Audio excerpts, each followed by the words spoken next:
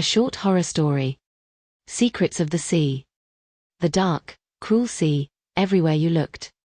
The moon was hidden by storm clouds, and the odd faint star could be observed from afar. They could tell a storm was brewing. Lightning flashed, and thunder rumbled, only a few miles from them. The sea was becoming more erratic, and a harsh chill blew in from the east. They were now on their 4th day of being on the boat. The first 3 days, the sun had shone and the sky, on the most part, had been cloud-free. But today, things had changed dramatically. Mr. Johnston joined his good friend on the deck. "How long before it hits, sir?" asked he. John Harris turned round to face him, and said in a less than confident manner, "I'm not sure, Jack. But when it hits, it's going to be a hard one." Already the waves rolled higher, causing the vessel to rock. "Let's get in, Jack, before it gets any worse," said he, with a wary look on his face. Both made their way to the bridge. Once inside, John took hold of the wheel. Then peered straight ahead at the vast, empty ocean. "She's out there somewhere. Don't give up hope quite yet," said Jack, placing a hand softly on his mate's shoulder.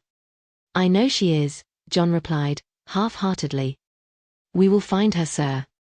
If I have my bearings correct, we are only a few miles away from where she lost radio transmission," he said. "So, we are close." John knew this was a suicide mission. He gritted his teeth. She'd been missing for 6 days. Why did she come out so far? 5 of her friends were missing as well. Through the window, the dark, menacing clouds were gathering. All of a sudden, rain pelted onto the deck. "Do you think they're still alive?" John asked, an anxious sound in his voice. Jack came closer, and answered truthfully, "I don't know." Her face appeared to him in a memory. John loved the way she smiled. Such a lovely smile. He missed her with all his heart. Maybe she was dead? If that was the case, he would be absolutely devastated. "See my light through the darkness, and with all your strength, come towards it. As I will be waiting for you, in the many hours which separate us. My darling daughter." The slight light from the moon shone down onto the ocean, but as quickly, a huge black cloud had covered it. Jack stood beside his friend. He knew that very soon the storm, which had been promised for some time, would be upon them. "I hope this boat is solid enough to withstand the menace that is approaching fast," Jack muttered nervously.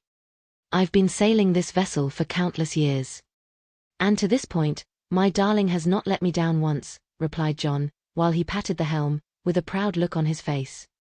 Jack was growing more fearful as the wind outside gradually got stronger, and the rain still came down with all its fury.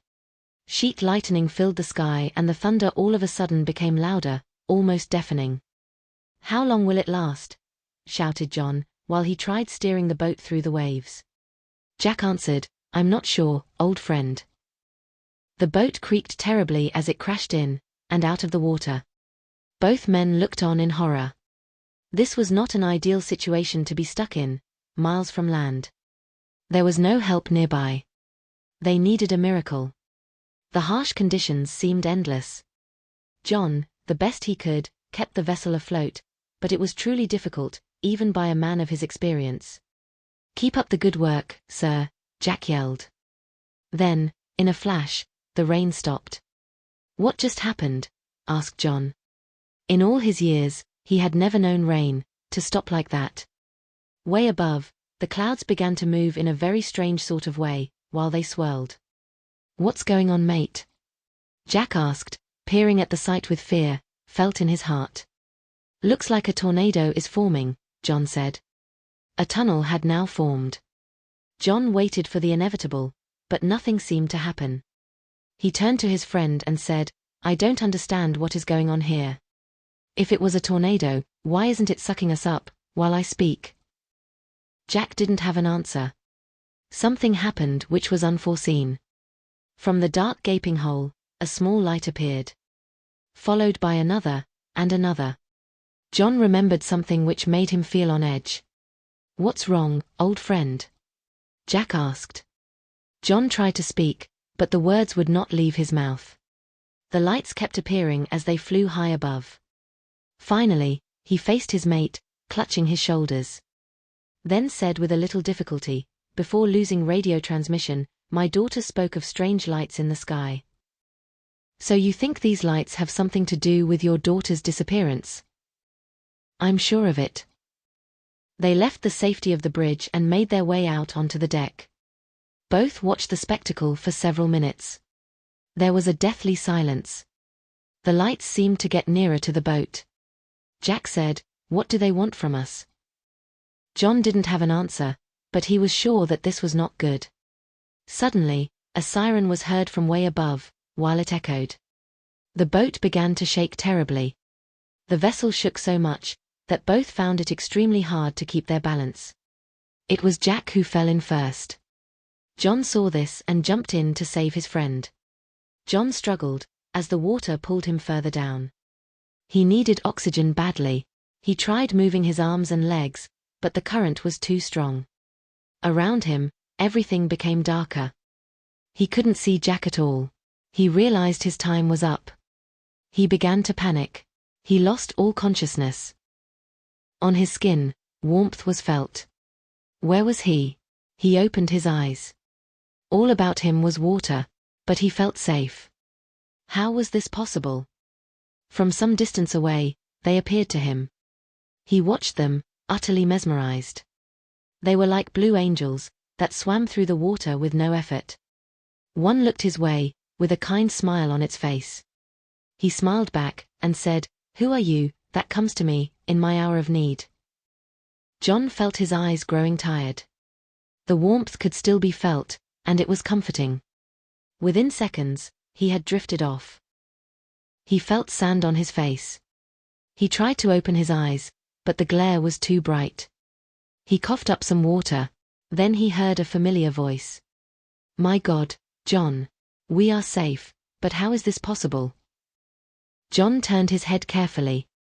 He didn't feel too good, if the truth be told. His muscles ached, and he had a headache. "Is that you, Jack?" he asked, hoping it was.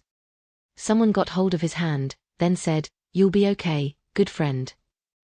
John tried to open his eyes again. This time the light didn't seem so bright. He could make out a figure, standing over him. Within a short while, he realized it was Jack, and felt relieved that his friend was safe. "Thank God you are okay," said he softly. Then Jack said, "Did you see them, John?" John stayed quiet. It was like a miracle from heaven. "Whoever they were. They saved us," shouted Jack, excitedly. John slowly got up from the ground, and the first thing he noticed sent alarm bells through his mind. His friend came closer, confusion on his face. "What is wrong, old friend?" John peered over at Jack, and said in a very grave way, "Don't you see it?" John looked up into the blue sky, saying, "Follow where I am pointing to, and then you will witness it for yourself." Jack scratched his head, and sheltering his eyes, glanced up. This is when he saw what was worrying John so much. "What is going on, John? I'm scared," he yelled. Some distance away, John saw what looked like 6 bodies. "Follow me, dear friend. I have a bad feeling in the pit of my stomach," John said. Both ran up the beach. John realized what he had expected had now become a reality. He started to cry. At his feet was his daughter, and her friends. Her eyes lifeless, and worse than this, half her face was gone. The other corpses had limbs missing as well. John fell to the sand. He heard Jack screaming, "What are those things, John?" John looked, and 20 meters away, black creatures were seen, coming out of the forest.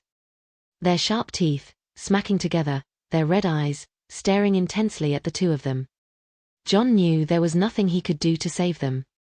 "I'm sorry, dear friend. This will soon be over with, so be brave," was all he said. He looked back up into the heavens, and the 4 moons, and 1 sun, looked beautiful in the clear blue sky. He closed his eyes, and under his breath, said a short prayer, hoping that someone, somewhere, would be listening. The end.